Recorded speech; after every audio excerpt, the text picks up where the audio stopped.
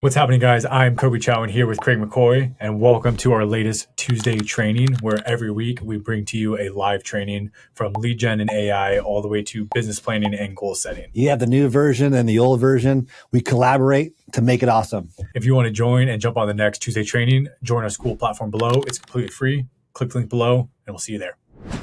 Good morning, everybody. Thanks for jumping on. Excited to show you guys some new Link.ai features again. This should be the last kind of few big updates, and then we'll go over some feedback on it.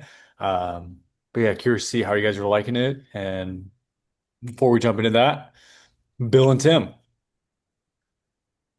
How exciting. Bill, want me to go first? Yep. Yeah, go for it. All right.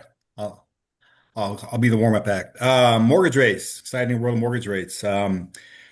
Good news is things are still kind of heading in the right direction since the deal was signed with Iran. Obviously, it's kind of a work in progress. There's still kind of skirmishes going on over the weekend. It seems like, I don't know why over the weekend they like to fight, but they do. So it's technically a ceasefire, but it's kind of fragile. And why this kind of matters for the economy and rates is each incident kind of causes a temporary pause in oil tanker traffic.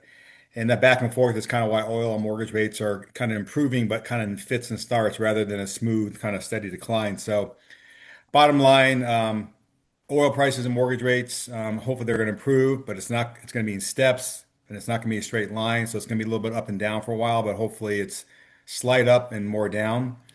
I've touched upon it in the past. I'm going to throw my presentation in the chat when I'm done. We talk about mortgage spreads, and I get kind of confused sometimes when I see like the yield going down or up, which kind of moves mortgage rates, but I don't see a big move. And the reason is mortgage spreads, and that's really what the market is on top of the 10-year Treasury, and that's what makes rates go up and down. So, like in 2026, our low point was like about 1.8% over the 10-year Treasury. That's pretty tight. Normal is like 1.6. So we do have room for improvement of, about 0.20 to 0.35 just in the spreads. With even if the yields stay the same, rates could still get better. So right now, if spreads improve and yields are unchanged, we probably see rates come down 0.25%. If spreads improve and yields drop a little, probably under 6.25. And if we get down to like 4% on the Treasury, which is where we were before the oil thing, we probably can get rates back back below 6%. In 2023, the spreads were at over 3%. So if we had that this year, we would have been well above 7% for mortgage rates. So we kind of came through a little bit unscathed, even though I've rates. got a question for you, Tim. Sorry to interrupt. The spread, Yeah. I'm assuming, is kind of determined by what's going on with inflation. Like if the lenders think that there's inflation going, they're going to want a bigger spread as opposed to the other way around. Does that sound Yeah, right? inflation, risk, kind of a combination of things. I think they're kind of looking at where things are going. So pretty much, yeah, that's a good combination of things. But that's really the big determination of mortgage spreads and the appetite for risk is my understanding. So pretty much, yeah, that's the case. And so the spreads right now are obviously kind of doing the heavy lifting. And luckily, they're compressed, and that's helping mortgage rates. On that, where mortgage rates are today, on a 30-year fixed conventional loan at a no points, we're about 6.5%. With about a point cost, we're at 6.125%. And then on government loans, which always carry lower interest rates, at no points, we are just below 6% at 5.99%. And with about a point cost, we're about 5.625%. So that's kind of the good news. Um, you probably have clients out there who have bought or even refinanced over the last couple of years, and they're probably seeing a higher interest rate. So it's a good way to kind of reach out to past clients. We're here to help them get out of their higher rates.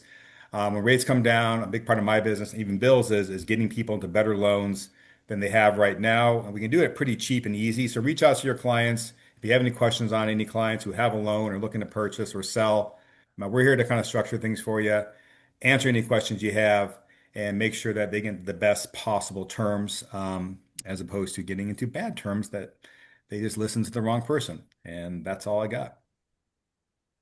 Any questions? Thank you, Tim.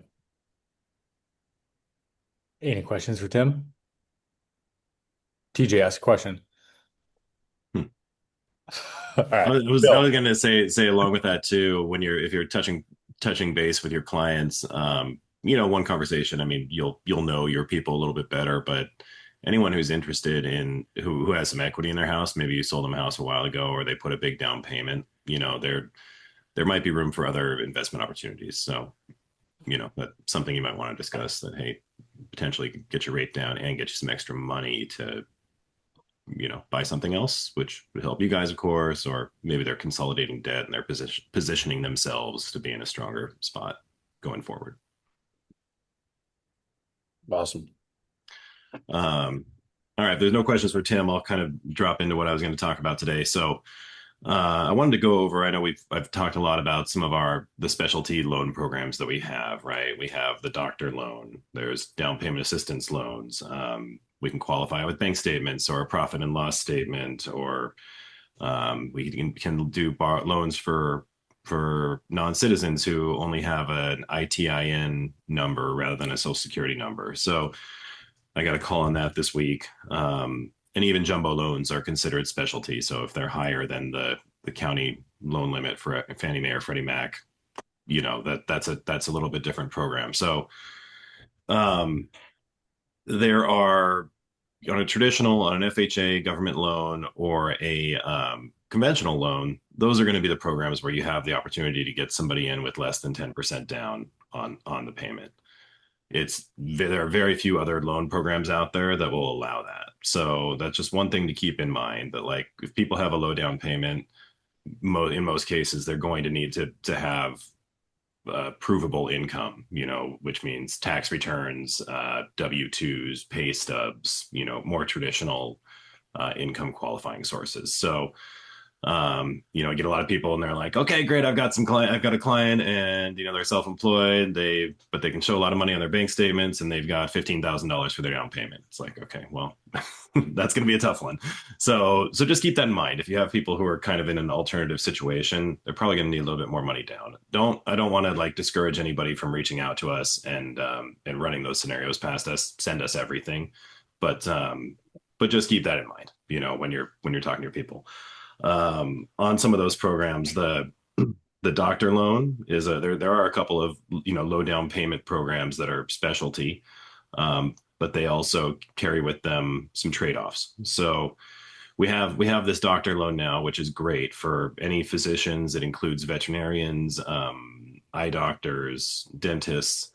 They can get a mortgage with no money down. The other thing that's cool about that is that it doesn't count their student loans against their debt to income ratio, which can help them qualify for more. So, and then they'll take like future income if they have a job that's upcoming that they haven't started yet, things like that. It's got some nice caveats, but on the flip side of that, if they come in with no money down, they need to understand the interest rates are going to be quite a bit higher. So I priced a couple of these this week and they're running in like the 7.5 to 8% range. 7.5, you're probably going to pay 1 point for that. 8% or 7.875, maybe we can do with no points. So keep that in mind. Amazing program especially for a young doctor coming out of school. They've got a big job coming up. They've maybe finished their residency, whatever it might be. But they don't have the money saved because they've been in school. It's a good opportunity for them to get in the home, but just understand rate's going to be a little higher. The down payment assistance loans, obviously those are a popular selling point. But those have caveats as well, right? So the lender will give out oftentimes a grant of 3% for the down payment. So say, okay, here's your 3% down payment. We'll give it to you. You keep the loan for 6 months. You can refinance and you don't have to pay us back. So that's cool. It's a nice incentive, but interest rate again is going to be a lot higher. It'll be kind of in that mid to high 7% range typically. And then also the other catch on that is that those lenders won't pay any lender compensation, which means that most of the time the lenders are paying our compensation directly on our end, rather than us having to charge fees up front. So it keeps the closing costs down, which is normally, we talk about a loan with no points. That's what we're talking about. The lender's paying us. If we do the down payment assistance loans, those programs don't offer that. So your client is going to have to pay our commission. It's kind of like when you have a buyer and you have the buyer broker agreement and the seller doesn't want to pay your commission. Same kind of idea, right? So maybe they're giving 3% down for a down payment, but in return, their interest rate is a point higher and they're having to pay us a point or point a quarter or something like that. Um, it's a questionable trade-off, so if somebody has the money for a regular loan that's actually paying us, they're get a much better rate and just bring their own 3% or 3.5% down. It's 9 times out of 10, it's going to be a better situation. So just keep that in mind. Again, I don't want to discourage you from pitching these things or talking about it. We can kind of sell around that, on our end, but just so you guys understand, what the conversation is going to look like a little bit once we get to that point. We don't want you to come out and be like, okay, we have this program. Why is this so crappy? And it's like, it's just there are trade-offs. And even like on jumbo loan programs, bank statement programs, profit and loss programs, on those, they're all going to require minimum 10% down. And if they're only putting down 10%, the interest rate is going to be probably 0.75% higher than it would be if they're putting down 20. 15% down kind of is in the middle somewhere. So that's jumbo loans, bank statement loans, profit and loss loans, DSCR. That's always require 20% down. So just keep in mind the specialty loan programs probably going to require a little higher down payment. The kind of down payment assistance or no down payment loans going to come with higher rates, probably higher costs. So want to make sure that you guys have had a little bit of understanding of that. I know it's not like the most positive, great news, but just understand, send them to us, but just know that we're going to have some of those conversations. And then I thought I would also, in case you get pushback, talk a little bit about the risk factors that the lender is considering, right? Because if you think about it, on the side of the lender who's giving out that money, they're trying to balance, what's my risk versus my reward, right? So if you have a client and they're not putting as much money down, typically that's going to mean a higher interest rate, because if that client defaults and doesn't make their payment, there's a much greater risk that if the home forecloses, the lender's not going to get their money back out of that deal. So the reason they're looking at credit is to see what they think you're willing, or your how likely you are to make your payments on time and continue forward with the loan, right? That's what that's about. So if you always pay everything else on time, then they're going to be like, all right, cool. We think you're going to pay us on time too. We'll give you a better interest rate as a result. Yeah, the down payment, the equity position, that's a huge one for the lenders. They really are. They prefer to have bigger down payments and more equity because that protects them in the case of a default or the property value goes down, anything like that. That's what they're looking at is, are we gonna potentially lose money on this if it falls apart? And then the most important piece in terms of the underwriting process is the debt to income ratio. So if you're not familiar with that, you might hear lenders use the phrase DTI, right? DTI is debt to income ratio. And what we're looking at is the client's gross income. So how much money they have coming in before taxes, compared to how much money they have going out every month for anything that shows on their credit report. So it'll be like car payments, credit cards, student loans are the main ones, or any other kind of like installment debt for furniture or whatnot. So that's what we're looking at. We're not looking at their insurance or their car insurance or their electric bill or any of that kind of stuff. When it comes to the property, we're looking at the mortgage payment plus the taxes and the insurance. So we add those things up, and the general rule is that they need to be 50% or less of the pre-tax income. So that's kind of how that works. If you have lower credit, they probably need to have that debt to income ratio be lower than 50%. But that's a key factor as well. So we can also get around this sometimes. If somebody's debt to income ratio is a little bit high, we'll say, okay, well, you're putting down 5%. We need to save you an extra $100 to keep you in range. Why don't we pay off this credit card for $5,000, and that we'll add that to your down payment.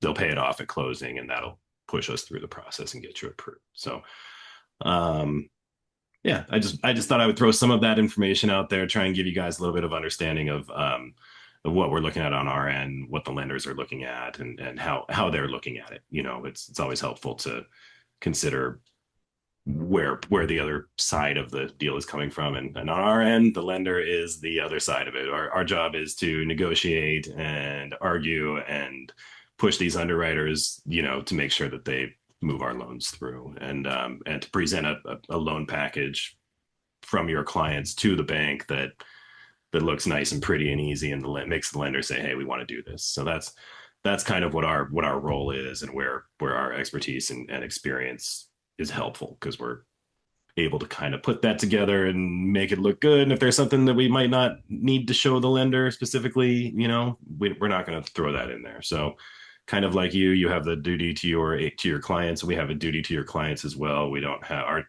our duty is not to the bank. Our duty is to you guys. So obviously we have to stay within the rules, but we're gonna do everything we can to get you guys' stuff approved. So that's what I got for today. Awesome. Thank you, Bill. It's all very helpful. Guys, if you have any questions on any loan type, any loan process, anything for your clients, even, in the commercial side, like talk to Bill, talk to Tim. They have all the creative solutions. They have all the information, even if it's just early on, like preliminary conversations with your clients, or if you want to just learn more so that you can present it to your clients better. Talk to For Bill. sure. Yeah. If you especially, you said early on, sorry to interrupt, Andrew, but if your clients are maybe a little questionable, if their down payment is low, if they're not sure about their credit, or if they're self-employed, any of those kind of things, the earlier that we can get to them, the better to review the situation. Because sometimes, Yeah. like with a credit score, we can help get their credit rescored before the offer goes in, or we can, if we can take care of some of this stuff ahead of time, it makes the process much smoother once they find a house. Yeah, if they're not ready to go now, even if it's like a year or two out kind of timeline, like there are things that they can and will probably need to do in order to qualify for the best type of loan, the best rate, all of that. So start those conversations early, and it's good to have, Tim and Bill on your side working with everyone. Bill, I had a quick question on that, the loan for doctors. Is that a new program? And is that kind of like a VA equivalent for doctors? I've never heard of that. Yeah, And how well, do you it's qualify pretty that? new. It's one of those things that existed years back, and so I had gotten a ton of requests for them over the years and never been able to do one. But as of maybe 2 or 3 months ago, this has just hit the market with a few of our lenders. So yeah, I mean, it's an awesome program. It's like the only other zero down program that doesn't include a down payment assistance grant or second loan or something is a VA loan. So it is equivalent to VA. There's no PMI on that loan either. So you're not paying mortgage insurance, which is another bonus. And that kind of helps account for the higher rate as well. But yeah, it's How do you qualify? Do you have to have a doctorate? Do you have to have like a job lined up, or who qualifies for that? so yeah, they have a list of degree types that you need to have. So I did get a request from a agent I work with, and her son is like a PhD, and he's doing pharmaceutical stuff, but he's working out of university, and so the PhD unfortunately doesn't work, but MD, or even there's a few nurses, I think kind of like higher end nurses can get it. I'll pull it up and post those degrees in there, but that's how they differentiate, who can qualify. Awesome. Well, this is why you work with, Bill and Tim, or a loan officer in general, because they have access to multiple lenders. Sometimes when clients lock in with one or two lenders, they might not have, certain programs that could actually be really beneficial for your client. So yeah, just keep that in mind, guys. Always reach out whenever you have any questions. Questions for Bill? What did I ask? Oh, any other questions? I think Bill and Tim, you guys just truly do such a good job explaining it. That's good. That's good. No. Hopefully we just haven't like confused everybody and put them to sleep, but No. but Dues So engaged. I Adam, just want to suggest, Bill and I think we're going to come up with a flyer for that doctor program. So maybe next week when we meet, we can provide it for the group to kind of, have a takeaway to be able to pitch to some of their clients. I know I That'd have be some great. people that I want to talk to about that as well, especially with the expansion of, like Bill had mentioned, with eye doctors and different types of positions.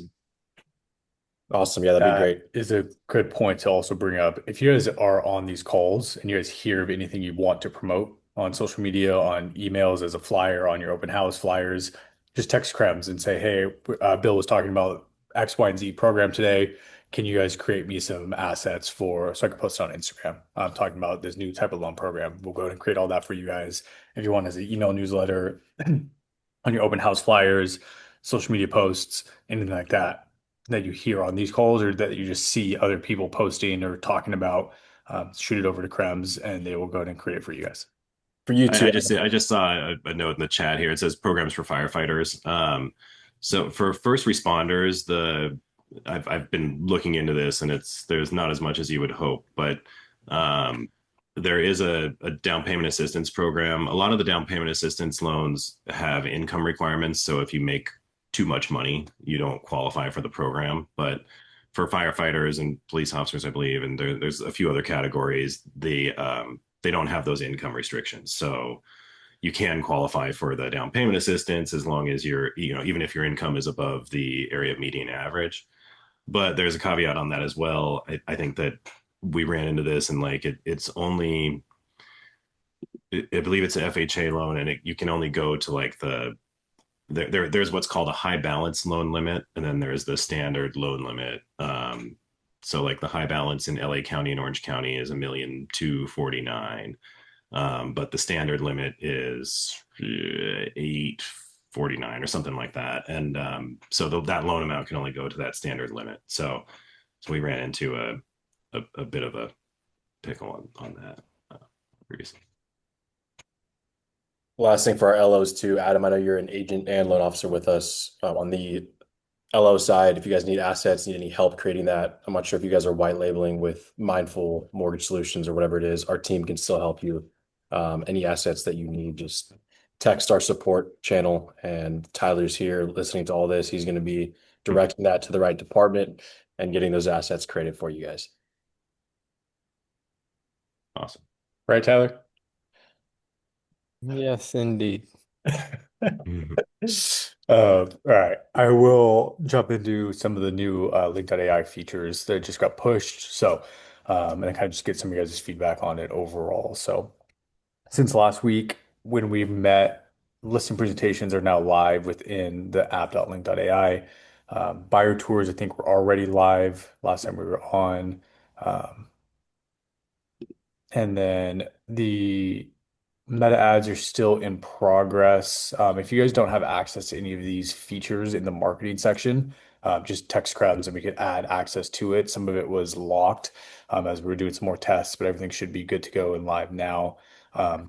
The biggest change or the new feature that we added was this valuations, which is the exact same setup as HomeBot, if you could think of it in HomeBot terms. So instead of having to go into the link manager, create a link that's going to be tied to a property for the home valuation, you guys can now just kind of mass import and or add people to this monthly home valuation report.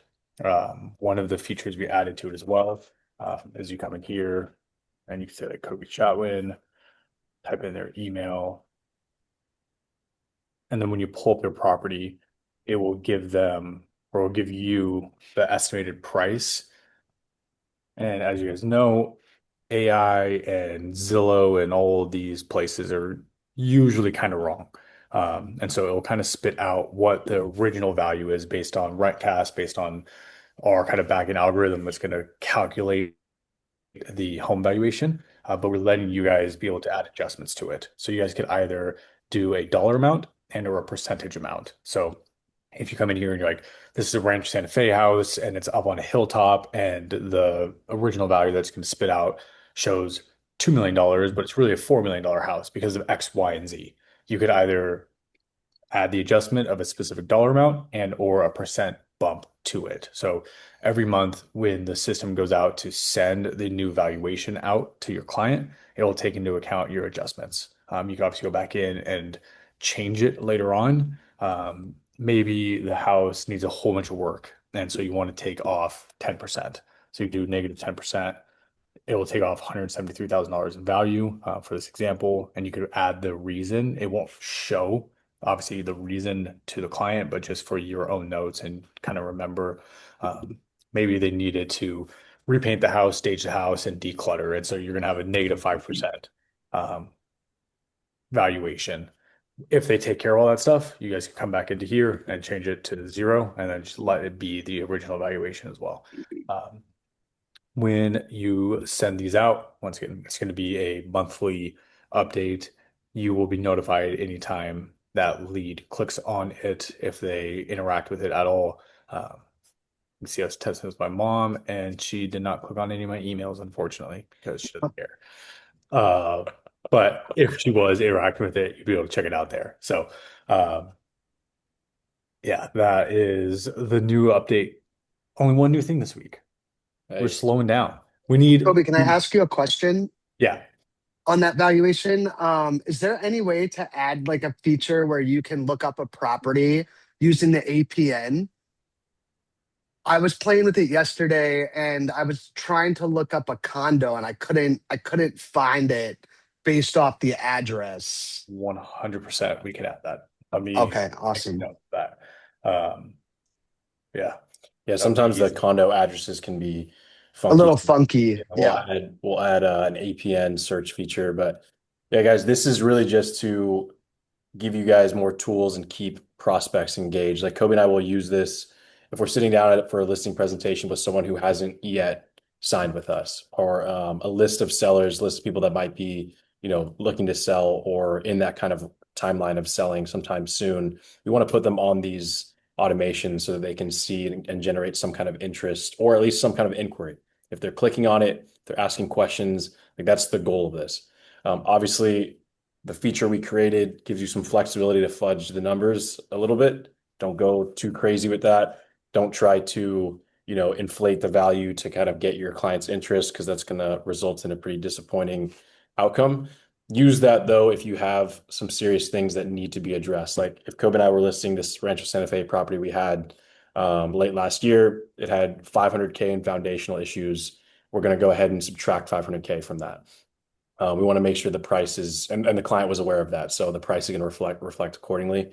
Do everything you can to not have your clients rely on Zestimates. I think everyone knows that, but those can be completely skewed. The reason why, if you ever run into that, if a client is asking why is a Zestimate skewed, it's because it takes general market data, and it also takes into account user inputted data. So if I go in and I list my house, which is worth $1 million, if I list it temporarily for $5 million, Zillow is going to take that into account. So if anyone asks, why should I not rely on this? It's because it takes into account user inputted data, and that can be skewed. If Andrew, Zillow is it's a Zestimate. It's an estimate with a Z. That's all it is. An estimate with a Z. That's another way to describe that. But if they want to know like the details, like, oh, why shouldn't I trust Zillow? It's a big company. It should know how much my home is worth. Well, it's because anyone can go in and adjust. I actually had a client ask me one time to input her home as higher so that his estimate would reflect higher, and I had to politely decline that. So I always show people this. This was a listing we sold a couple years back. The Zestimate was 1.5 right before we listed it, and then we sold it like a month later at 4.1 or whatever we sold it for. And so it obviously does not take into account most stuff. Like sometimes public records can be wrong. Sometimes it doesn't differentiate like a condo versus single family versus duplex versus whatever it is.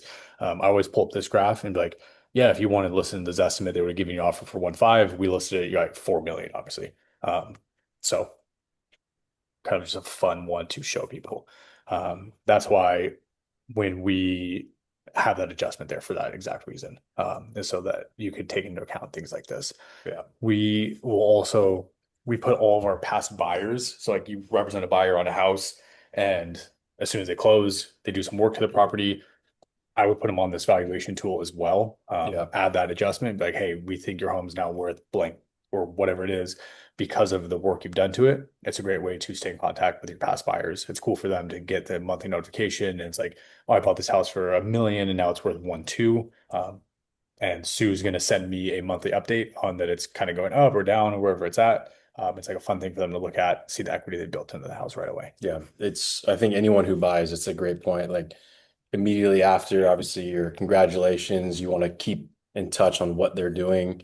if they're improving the home, like Kobe's saying, make sure that you take all that into account and tell them that you're going to put them on this. Mhm. And it's like something that you're collaborating with them on. And it's a personalized, branded update every month. I mean, they might sell in 5 years, they might sell in one, you never know. But at least that gives that monthly touch point for the client to be engaged with what is extremely important to them, and that's the value of the home. Mhm. And then keep in touch too as they start to upgrade. Like you want to keep that conversation open. Hey, I just added X, Y, and Z. I just did this. You want them to rely on you for other things, other vendors, flooring people, painters, whatever it is. Like be that resource for them, so that over time you can just add more and more value to that client, and this part of it will be automated for you. And with that, if anybody has any feedback that they've been using Link.ai a bit, and both positive and negative, Sue, jump in. So I tried, and I think that I'm gonna need like just one. I'd like to be able to be on my own computer and then have you guys go through that. Maybe if you can share my computer screen, I think I'm gonna need a little more assistance. I don't know if other people tried. And then actually one time it said the link was broken. So I didn't continue. I didn't contact you guys just because, but I think like it's great to see what you're doing, but it's fast. You have it. It's more intuitive to you. I'm so used to the MLS and what I've been doing on the MLS. And so I think for me, I'm going to either need just a seminar or something that I can be on my computer and do it with you as I'm doing it. I learn better by doing. And I will Yes. try some more. And then I couldn't figure out why I was adding one more thing to my life with clients if I already have the MLS, which is a piece of crap. But like, what is it that you're really selling me for this program other than it's going to be link based and not just me? Can you help me understand? And you're just talking about valuation. I get that, but like, Just we were building it more on the workflow side of stuff was the original thoughts, like listing presentations, buyer tours, when people ask for a monthly update on what their home's worth, all branded to you, and then mainly the insights that it would give you. So when you put them on the MLS safe search, you get some of the notifications. It looks kind of shitty. It takes them into the MLS, and then you lose what they're doing after that point. If you can get them to click onto your link and go into your kind of portal, if you will, then they click on tools, they click on pre-qual, they click on anything else that's tied to you, you get just a little bit better insights into what your clients are actually doing. Yeah. And then also the listing exposure. So when you have a listing, Sue, I'm not sure if you've ever wanted to or have run Google and Meta ads for your listings, but just making that part as simple as possible. I know it can be intimidating, like creating a Google Ads account and like understanding what to do. There's a lot of AI support within that feature where you don't have to think as much. You don't have to do that much research. So I think the biggest thing for it is maximizing exposure on listings. This should help you win listing proposals. When you sit down, you say, I have this tool with me. Not only is it going to be on the MLS like you've been doing, yes, it's an extra step, but it's a simplified step to get better results for the client. So we have a client right now that we just had to go through all this with, and he was asking what we're going to do outside of just plugging the property into the MLS. Well, we showed him Link.ai and what we do, because Kobe and I did all these things previously, but just kind of like scattered and separated. Now it's all on one platform. We tell them we run the meta ads. We tell them we create a single property website. We tell them that we circle prospect and target specific buyer groups and local owners, but all that now is on one platform. So instead of going through our GHL and our Google Ads account and our photographer used to create our single property websites for us, or we'd go into luxury presence and create it ourselves. Now it's all in one place. So it's really maximizing exposure for your listings. And I know that right now you might not think that you need that, but over time, if you start to use it, I think it will maximize your exposure. And not to mention the other things that Kobe is saying, like just saving you guys time, not calling up escrow and saying, I need a net sheet, not having to call up an LO to get a pre-qual out, just send them your direct link and you can actually track those things. So saving time on that end, keeping clients engaged, not having to, do any manual input on the home valuations. I mean, all those things we thought were helpful for us, and they are saving us time. So I think it's just getting in the habit of doing it on the Link.ai platform versus on the MLS. I mean, try it for your next buyer tour. I think that thing is something we're really excited about in terms of saving us time. Buyer tour? Yeah. Yeah. Do you remember the buyer tour one from last week? Uh-huh. No. I'm No. going to be honest. You all are sitting there thinking, what are they talking about? But I'm going to let you know that it was fast and it goes fast. And if I don't do it right after you do it, then it doesn't go in this 50-year-old brain. That Good must thing it's recorded in the school platform. No, Kobe, you go too Right. fast anyway. That's So where I'm we going got to to spend slow my it down. time. We'll sit down with you and we'll go through it. A couple of things we're building into it right now is simplifying the journeys. And so building out into the dashboards and into the buttons, if you will, instead of having you guys have to go into the link manager and create a link and then go to listing presentations and then go to home valuations. And we know it's all over the place right now. It was just kind of getting the features out. We're trying to now kind of refine them and give you guys more workflow based journeys. And so you go in there and say, I have a potential listing or I have a listing lead. And it's going to walk you through step by step. And it's going to say, okay, first, what's the address? Based on that, let's set them up on a home valuation drip. Let's create the listing presentation for them. And then let's do the net sheet. And so it'll give you like a step by step kind of walkthrough of what you should be doing. You could obviously decline any of it. You don't need to put them on the home valuations. You don't need to create the listing presentation. Or if you have a potential buyer, it's going to say, okay, great. Where are they looking? Let's set them up on a saved search. Let's create their first buyer tour and send them out the pre-qual link. So really trying to work through some of those workflows to make it a little bit easier for you. So you don't need to go back into the school platform and watch us run through every single feature. The system will kind of walk you through it. And we will be doing a ton of pre-recorded video trainings on it, on how to use every single feature, uploading it. We know we run through it fast. So we'll make sure you guys know how to use it correctly.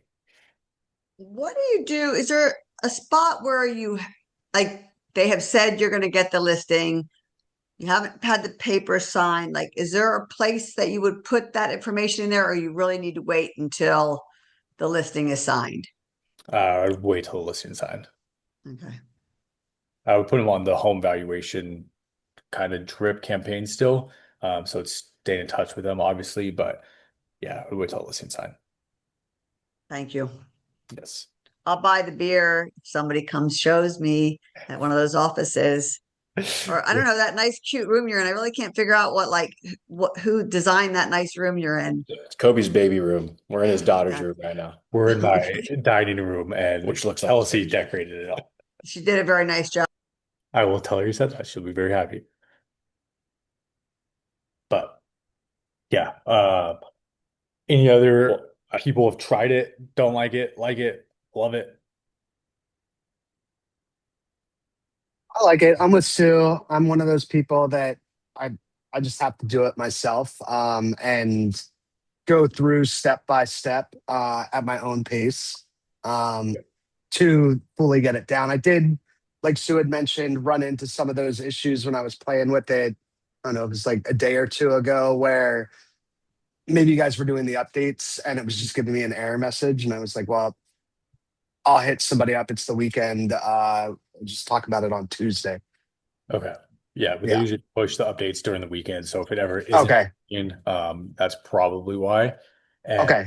what we could do then for next week, once we have some of these kind of workflow journeys built out a bit more, on next week's, what we could do is kind of pre-plan out the 5 or 6 main use cases for it. So in our mind, it's you have a buyer lead, you have a seller lead, you have a client that's a buyer, you have a client that's a seller that's actively listed, and or you're trying to just generate leads in general. So those are the 5 main use cases we see it for. And then based on those 5 use cases, you're going to use the different features of it. So maybe next Okay. we'll jump into it from the kind of the beginning, and then you guys could I will screen share what I would do, and then you guys could all have it up on your computer as well and kind of work through it. And we'll go through it nice and slow, answer your questions as we're going.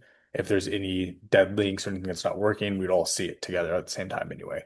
Um, so if you guys want to give us a week, we will clean up some of those journeys, like I said, and then yeah, next week will be more of a kind of done with you guys training on it. It'll obviously be pre-recorded. During the same time, we're going to be recording some of the trainings ourselves. And yeah, we can go from there. Cool. I have a question about what listing you guys have in Carlsbad that I've seen you doing. It looks like you're doing some construction. Sorry, it wasn't about the platform. No, Unless no you go worries. back to the platform if other people have tried it or have questions. So a guy down the street from me, I saw a home pop up on the market, sell right away, and he's been doing a whole bunch of work on the property. And so I walked up and was like, "Hey, are you gonna be flipping it or are you moving in?" And he's like, "I'm flipping it." And I was like, "Can we sell it?" And then we gave him our presentation. So we used everything that we just built here. It was perfect timing with it. Obviously, it had some bugs here and there, and Kobe and I worked through it, but it lives right across the street. Kobe's address is 5080. This guy's Airing out where I live. you typed it in multiple times. Everyone knows you live. I'm not gonna tell you the street name. Excuse me. He's like 5091 right across the street. It is done next week. We go live on July 6th, and it's a single level, newly remodeled, beautiful home. Kind of just right time and place and the right tools too. Mhm. Listing I'm presentation, the impressed. You data. guys always impress me. Perfect example. In fact, just the fact that you could get somebody who bought something who's flipping, because normally they already have somebody in mind that's going to sell it for a much lower percentage.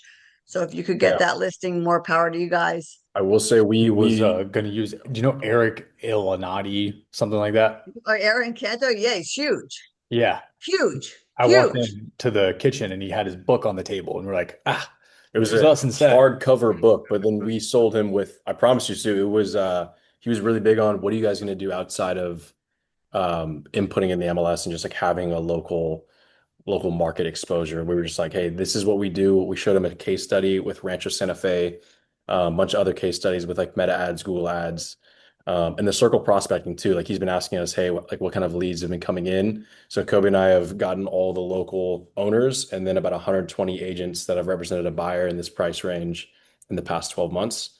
And they're already notified of this coming soon. We got some high quality videography of like in progress. He's loving all that. We're like keeping him updated on all the leads that have shown interest. And yeah, we actually went live coming soon this morning. So that honestly is what got us the listings too, is what are you going to do outside of that? And Link.ai is kind of like I think it captures that well. So it's helped us. We hope it helps you guys. It is what we actually do, but now it's all in one place.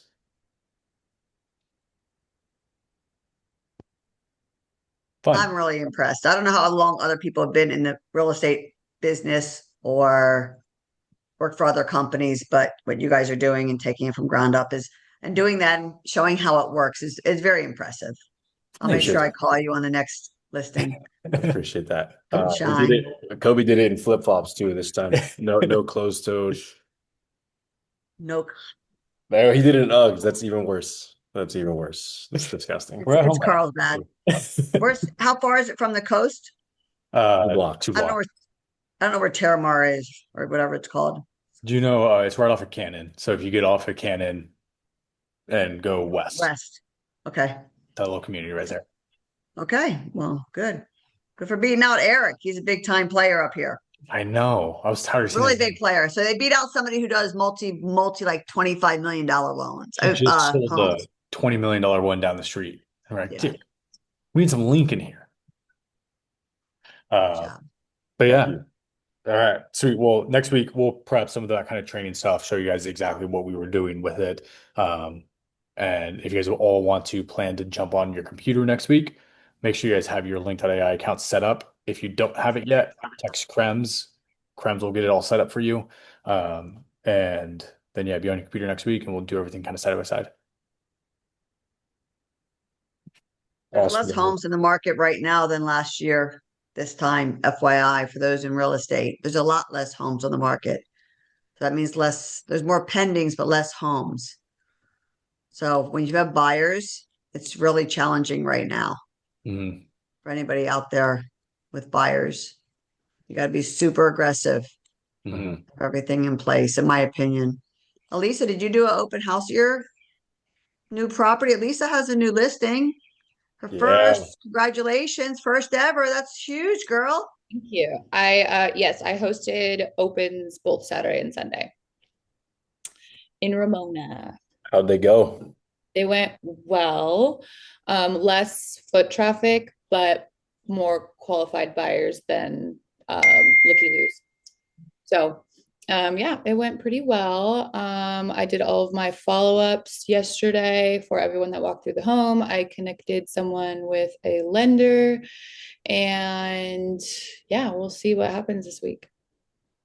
Nice. I am a little bit nervous about like I'm not going to do an open house this upcoming weekend because of the holiday, but Yeah. I'm a little bit nervous about like things slowing down now because of the holiday. No, yeah, you got to just write it out. Like we were supposed to list this new listing this week, but we're not going to because of the 4th. So we're listing on the 6th. It will slow down. Like people are either out of town or not going to be available. So just Yeah. kind of disregard this next week. But any private showings, obviously, if you can be available, that usually shows a lot more interest. But yeah, I think picking up right after that, this is a good time to be listed for sure. Yes. Oops. All Any right. other wins out there? Anybody else want to talk about real estate? You Okay, always good. learn from it. How's We're in escrow. I got appraised yesterday and doing a termite tomorrow, And you're double ending it. and we're double ending it. First listing, double end. Congratulations, TJ. Thank you, thank you, thank you. Tyler, any good news? no good news from me, guys? I'm meeting Tyler at a property in Frogtown tomorrow. It's his family's property, and we're gonna help him just visualize what he can do with the space. I'm excited to see it. Where in Frogtown? That's my neck of the woods. Rosanna Street. So right where the freeway is, right next to that park that they built next to the LA River. Okay, all right, nice. Yeah, Great you can come, area. you can come by and meet Andrew if you want tomorrow. Hit me up. We'll be Hit there me at up. 10 I'm a.m. right down the street. We're gonna help advise on some potential ADU, some interior renovation, the whole nine. So Tyler's gonna be a project manager coming soon here. But First great time. location. First time for Tyler, yes. Right? Oh, Yeah. get ready. Yeah. Yeah. Make sure those boots are tied and you're not wearing sandals. Yeah, no sandals. Yeah. Is the goal of that for them to sell it eventually? Like get it prepped for? I don't even know. No. Tyler, Yeah. that's for you and your family to live in potentially. Yeah, just it's just been passed on from generations and it's not to be sold. Right. Awesome. So our neighborhood had 50 families have a yard sale this past weekend, and it was sponsored by like a local residential realtor. And I've been just shaking hands and kissing babies with a lot of the neighbors who have their own businesses which need commercial space. So getting to know them while I am trying to continue to try to exit my properties in Tennessee, which is now probably going to go under contract in a couple days, but I can only get a seller finance buyer, which I'm not excited about, but I might give Bill a call later to ask about selling the mortgage after the fact and any other seller finance tips if anyone has any. Where in Tennessee are you at? Memphis. Okay. Dana, are you in Memphis right now, or are you in No, I'm trying to handle it all remotely. It's super fun. A little bit about Where are you, Dana. Dana? Dana owns and operates hotels, like boutique hotels. Singular, just one. One hotel and other commercial properties. And then, Dana, you live in Venice and you're on the commercial side, leasing, sales, but also are an owner. And I know you've dealt with everything under the sun with these properties. Yeah. Which is crazy. I just recently switched over to this because after 20 years of dealing with, quite honestly, horrible brokers, for the most part, and being so frustrated because I was like, I've been selling off all my properties in Tennessee. I had a duplex that sold, a triplex that sold, a set of 8 lots that are gone now, a set of 5 lots that are gone now, 30-unit apartment building is sold. And so now I'm down to a very iconic house that goes viral constantly and has been on the market a year and just cannot get sold because no one can get the financing since it's not habitable at the moment. It's got to be renovated. So yeah, I hear Kobe and Andrew can renovate. that's what I hear. So they're going to relocate. No, Yeah, so I'm Tennessee. I'm focusing more on small businesses here and their space needs is what I've been really gearing in on, like especially Main Street and Santa Monica and those smaller restaurants and retail boutiques. Yeah, Dana is in kind of like West Side LA, commercial leases, commercial sales, retail, restaurants, all that. If you have any questions or clients, referrals. And I Dana- met Kobe and Andrew because I was considering buying the place they showed earlier. Yes, that one that was on Zillow for 1.5. Exactly, when I was selling my apartment building, and I was like, "You guys are good, and you have good communication." Appreciate that, Dana. Thanks, Dana. Yeah, that was. Were they dressed up or wearing flip-flops? Well, it was Sue. I lived in that house, so if you're coming into my home, I have to be able to wear whatever I want. In fairness, I was probably in an Aloe tracksuit, so. Sue, I lived in one of those units. I showed it in a robe one time, and it happened to be the buyer. We wrote it in the office upstairs that same day. I just At got least you had a robe on, young man. At least you had a robe. You might have sold it a long time ago if you didn't I wear was the gonna robe. say I would have bought it if you weren't wearing a suit. No. Well, yeah, we're so glad that all you guys jump on and chime in, and happy to see all of you. Do we have any other questions or thoughts? I don't have a question, but I don't know how many people like do real estate are on here, but I am a good example of I have two properties right now. Both are condos and they're both being fixed up. And we thought we'd be going on just shortly after July, but it's taking a little longer for construction. And I can see it going out to August or the very end of July, and the market starts to change a little. Somebody I'm actually concerned with that may end up going into September. It's kind of an HOA issue, and but it's just interesting how real estate works for everybody who's out there. You just think, oh, good, I get this listing. They say they can do it in 4 weeks. 4 weeks is 8 weeks or 6 weeks. And then, and it is what it is. I don't have a problem with it, but it's just, I guess you got to be flexible in this business. And I like to talk about reality and reality checks if there's anybody new out there. Everybody's an experienced agent, then sorry for having to listen to me. We got two Danas on the call though. It's always a good reminder, Sue. We're going through the exact same thing right now. Those flips that we've been working on are like 2 to 3 months delayed on both ends. And one of them that we're looking to sell is in Petaluma in NorCal. And apparently it's one of the more seasonal markets in California. So we were really worried. We Our called this original goal agent. was listed tomorrow, and we called the contractor yesterday. And he's like, "Oh yeah, you're probably like 2 months out still." We're like, "Oh, cool." Yeah. So we had to call the agent that we're going to use up there, and we're like, "Hey, should we be worried about this?" And we don't really know him that well, so we don't know if he's just telling us what we want to hear. But he's like, "Oh no, you'll be fine. September is fine." It's like, Is it? But yeah, just a reality check. Everything, at least on the renovation side, it takes 3 times as long, 3 times as much. So Condo market in general has slowed down. I have a listing that is going on like 70 days in Anaheim that it's just been crickets. yeah. Yeah, and it's talking to other agents. It's like a complex. It's 390 units. Crickets again.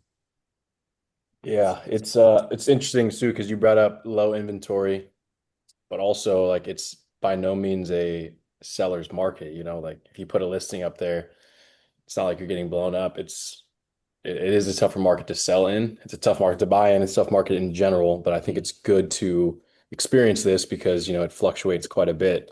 And anyone that was in real estate 3 years ago, if you got into real estate then, you're probably not in real estate now because seriously, like we were bidding on homes that had 25 offers on it. If you had a listing, it moved within seconds. And if you got exposed to that early on, that is not how this business is. It's actually more like this. It's more like this is where you have to get crafty and, go above and beyond because those are the agents that stick around and actually do it.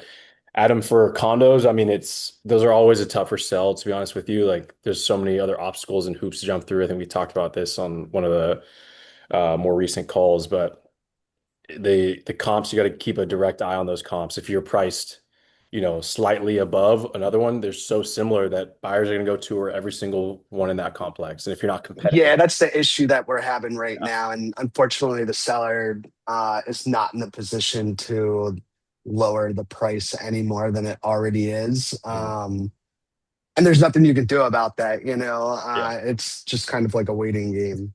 Yeah. Yeah, that's the most you can do. I would start reaching out to any agents that have sold a unit in that complex and see if any buyers came their way, like try to collaborate with them then. Like you got to just be proactive on the outreach Yep. side. If it's slow, then start Mhm. pushing it out. Make those Yeah. direct calls. Other owners in the complex, if a lot of the times people want their family members to move close by, friends to move close by, and they might just not actively be looking. I think that's one big thing to emphasize is that even though people are not actively looking, it might be the right fit. Like Kobe and I were able to sell a quadplex to a guy who was not looking then and there. It was through our circle prospecting that we got it sold. We got the list of local owners. We called, and this guy straight up told us, "Hey, I wasn't looking, but thanks for sending the preview. Like, let me check this out." It worked out in the end. So it honestly probably wouldn't have moved without that Okay. effort that we put in. So yeah, that's really the only other thing you can do is just be proactive with your outreach. And if you need help with Thank that, you you. want to reach out to Krems and ask us who should I reach out to? What kind of lists can I get? Like we can help you with that. You can use When you say crems, who or what are we talking about? yeah, Krems is Yeah. a support channel. It's short for Central Real Estate Management Systems, and we call it Krems. It is the phone number that you can find online for Link. Okay. Chat as well. It's in the chat right now. You could literally text it right now and say, "Hey, this is Adam. Tell us what tell us what you need from there." Okay. You could call it, you could text it, marketing It's AI material. generated.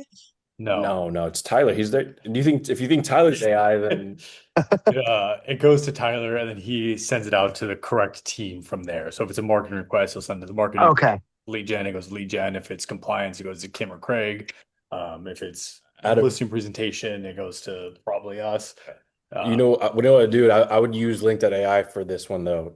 Plug your condo in. You can go to the Uh-huh. prospecting tab, plug your condo in, and it's going to prompt some questions where you're going to fill it out, and it'll guide you in terms of like what to ask for. Okay. We can help you with that, and then you can Okay. call those numbers to call. So you can go into here, go into circle prospecting, Go slow. circle Yeah. prospecting, Thank you. and then advertise new listing, price drop, whatever it is. Okay. Who do you want to contact? Do you want homeowners or other agents? Okay. What information you want? So you want full name, phone number, email, or their address.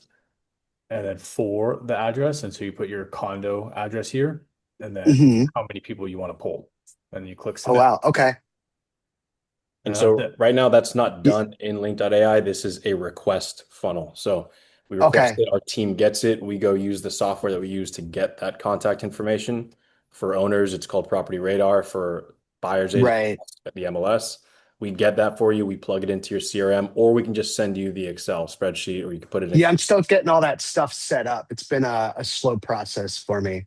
You know what I'd do, Adam? Then for now, just request it and let us email it to you, and you'll just have the list in front of you and just make selective calls. Like this person might, you might want to call 50 people in the complex and let them know about it. Okay. Call the top 15 agents that have represented a buyer in this price range in this Yeah, I complex. think that, as far as like I have reached out to other agents in the complex to talk to them.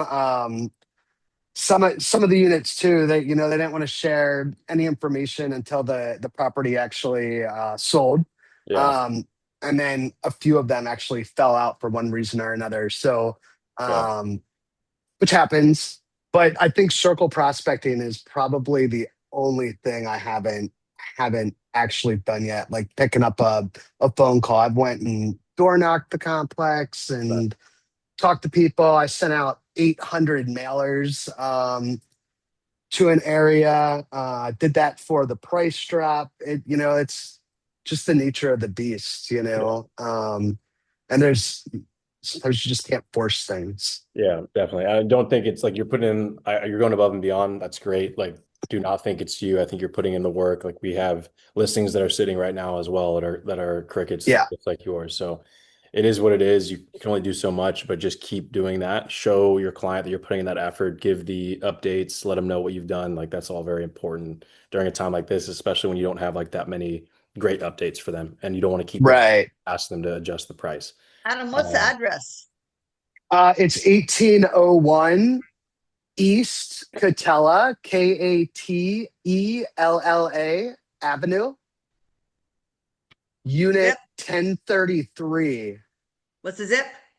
That I don't know. It's Anaheim, California. What's 1033? Yeah, Unit unit 1033. Yeah. Okay. Always know your zips, bro. Yeah. This Orange County listing kind of took me by surprise. So Hey, you got to get that zip just tattooed on your body then. If you're in a new uh, market. Always know your zips. all right. Book club on I don't- Thursday. I don't know all my zips. Book Club Thursday. Yes. Thank you, Sue. It was not the last 2 weeks, so it is picking back up on Thursday.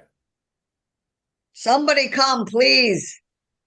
It's not just Craig and Sue and And I know Jamie. Jamie's on Jamie there. gets on. Yes, Yeah, seven. I'll be on there. Tyler, when What is when it? you learn how to Seven, read, seven. The book. What is it? Seven Habits of Highly Influential People, right? Highly effective people, I think it is. Good people. Well, you guys. have a good week, everybody. Yeah, Thank Thank you, you too. Happy 4th. I got a quick question. forward. Oh, yes. Vanessa. I'm getting ready to list a 5-unit apartment building. So any advice when it comes to that, that's going to be, my first experience with that. Like, I'm like, well, all the units are occupied, so I don't think I'll be doing or hosting any open houses, right? Or Now, have you done, and this is for anyone whoever wants to stay on to hear more about this, feel free, or you can jump off. But Vanessa, have you sold a multifamily before? Like 4 plus, 5 no, plus, 5 plus. no, I have not. And where is it located? In West Covina. Okay. So yeah, there's definitely like a checklist of stuff that you should have information on, know off the top of your head right now. When do you plan to go live? So we're taking photos next Tuesday in a week. Got it. So fully occupied, 5 units. The good thing about that is it qualifies as commercial, so you don't have to do your avids for each of the unit or anything like that, which is Can huge. you do photos inside? No, we No? don't unless there's a tenant that really You can't. flexible and it is okay with us doing that. But Vanessa, don't feel like you have to do interior unless there's a tenant that is really cooperative. Exterior is totally fine. The biggest things are the financials that you want to nail down right off the bat. Leases, tenant estoppels. Get a T12 going. T12 if you can. Sometimes you don't have to sell this. It's great to have for sure. Like we've had clients that don't keep good books and we can't provide that. If your client keeps good books and you have a T12, that's a trailing 12 months, Vanessa. Okay. That's basically like a P&L. Like it shows everything, that all the expenses, all the income. But I would say right now, Vanessa, what you want is you want to put together a Dropbox or Google Drive folder, and what you should have is all the fully executed leases. You should have essentially like a financials page. We can send you an example of one. It might just be estimated expenses, but it shows gross income, it shows cap rate, it shows gross revenue multiple.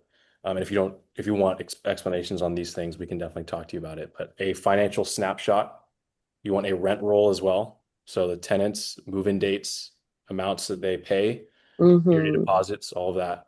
And real quick, I don't know how you feel about this, but like when I was selling my apartment building, I was really uncomfortable giving it's on the leases, but I actually redacted I sent a rent roll without the names. Yes. Until we got further along, because I didn't want that personal information out there of the residents. Yeah, absolutely. We're doing unit 1, unit A, whatever Exactly. it is. Yeah. But people are going to ask about move-in dates. They're going to ask about, how long the tenants have been there, how much they pay. Are they a month or not? How much longer they have on their lease? Yeah. That should all be on the rent So- roll. But also, does the owner have the marketing photos that they use when a place comes up for lease, like of an empty unit? So he does have some of the photos when he remodeled some of the units before leasing them. Yes. Okay. And technically, I mentioned to him, it's not a big deal if we can't get into every unit, but if we could, that would be great. So he did send a text to the tenants. He said he only heard back from 2, and it wasn't really a confirmation. One of them was just like, "Are you selling?" Because he had, I don't know if he sold them, and that was another part where I'm like, how do I advise him on that? Should I get into that? But I think he should give them a heads up before he gets angry tenants, right? Vanessa, it's a situation where you want to be extremely delicate. Like Kobe and I deal with this all the time. After the seller notifies the tenants, if he chooses to, which I believe he should, you should also introduce yourself. Like what we've done, Kobe and I will go knock all the doors and just like shake hands with the people there. It really helps down the line with inspections. At some point, you are going to have to get into every unit. And you're going to want to be the face that knocks on the door and is the one showing the buyer, the inspector. In the MLS, we usually put interior inspection, subject to an accepted offer. So, or no interior inspection without an accepted offer, or at least an offer in writing, like a viable offer in writing. So that way, and that's pretty common. So people should not be calling you asking you to tour one of the units right now. That's why I think it's a great idea. If you have the prior photos of when it was being leased out, throw those up there so they get an idea of what it looks like. Otherwise, it's just going to be exterior. People are buying this as an investment, probably not owner occupier because it's fully occupied, tough to get tenants out. Although you don't want to take that off the table. Someone might eventually want to do that. So show the interior photos. Do not feel like you need to. No open houses, none of that kind of stuff. That doesn't really Okay. much. And the occupied units are pretty much never going to look as good as the empty ones in photos anyway, because Stuff, yes. And so technically what the owner said, well, we kind of just, that would be a good plan is he's just planning on giving them a 3-day notice, for the photos on Tuesday. And that way we are able to access them if we are, of course, like if, they're there, unlock the door, right? But I don't know. I guess we'll see. We'll see Tuesday. I would think, Vanessa, the biggest things for you right now as you're prepping for it, get those leases, get those photos done. You're going to start prepping. What I like to do too is tenant estoppels during the time of like the first time you go there as you're introducing yourself. And do you know what a tenant estoppel is, Vanessa? No. So it's basically just a like 1 or 2 page doc that confirms the lease details, the most current lease details. Anytime you sell a building like this, you're going to have those in place. And it's for the tenant's protection and it's for the buyer's protection. So tenants are going to come in, or new owners not going to come in and like inflate the rents or try to kick them out. Like it is for the tenant's protection, but any buyer is going to need that along with the leases. So what I do is when we introduce ourselves, maybe the first or second time, we come back and we say, hey, this is just for your protection. As you're aware, the seller is selling this property. We want to make sure any new owner that comes into place does not, mess with the lease details and that all the terms are protected. And so if you look it up in car forms, you'll see tenant estoppel, and it's really just like price, move-in date, security deposit, who owns what, who pays what. And you really frame it in a way that is protecting the tenant, but it also protects the buyer. The buyer wants to inherit, this amount of income and that kind of stuff. So I would frame it in that way. Okay, perfect. Thank you for all that. One other thing to throw out to you is just since that's your first multifamily, like a lot of your buyers one of their biggest things is going to be where can they increase the NOI? Where can they increase the income? Whether it's adding storage spaces or coin laundry so be prepared for a lot of them to ask that because they're going to look at the numbers you have now and just think, how can I value add and increase the income? Got it. Okay. And I'm hoping I get those financials. So this was technically a property that was passed down, inherited, right? There was 2 brothers, original owners. And so both brothers have passed away. So on one half of it, it's the sister who's the owner. And on the other half, it's the kids. And so I don't think have a lot of info. And I think the tenants have been there for a long time. So are definitely paying, lower rent. Yes. Right now, Vanessa, just so you know, what we see more commonly is people are using GRM to value the properties. It's gross revenue multiple. It's a simple formula. If the property brings in, 100,000 gross, you're assigning a number to it like a multiplier. Like if it's 10 times gross, or if it's 8 times gross, whatever it is, if it's 8 times gross, then it's $800,000. But it's that simple of a number. And the reason why is because cap rates can be skewed. Cap rates can be fudged with expenses that are too low, too high. Any seasoned investor will look at a property and be like, I can, like Dan is saying, add value here. I can reduce expenses here. I can add income here. Let them do their own calculations there, but it's important for you to know where the potential lies. Like, can I put laundry here? Can I increase rents X amount? Like, what is the market rent versus the current rent? Okay. But just know your GRM is probably what people are going to be looking at because it's fully occupied. gross revenue multiple. Right now, we see in LA it's trading around like 8 or 9 times gross. 3 years ago, it was trading around 13, 14 times gross. So Jeez. West Covina might be a little different. For bigger units. Huh? For larger units. Well, there's, I mean, 5 units, 8 units, whatever it is. Anyway, that's just what we see. Just know that you're going to get some people that don't care about the expenses because they know that they can manipulate that, and they are only going off of gross income. But that is the most important, I think, top line number. Okay. Is what they're looking at. Kobe, I'm curious, when you like ballpark on something like that, do you figure like 30% in expenses on a multifamily? Like if you're just trying to get a rough number in your head? Depending. 45. 35. Really? Buildings. Well, yeah, on the older buildings, like our client Yeah. with this portfolio, he was like, people should really be projecting 55%, 60% expenses because these are buildings built in Including 1920s. taxes and insurance? Yeah, just all in. Wow. And Okay. it's honestly true. Like he would probably net like 35, 40% on these buildings. But these are, 1920s builds in LA Right. in rougher neighborhoods. That have like 6 tenants per unit. Yeah. And Five his water bills, Yeah. like his utilities are like $3,000 a month on some of these buildings. Yeah. So Vanessa, if you're to have a newer build, like you can probably safely assume 35%. But again, I think that seasoned buyers are not going to care what you put as your expenses.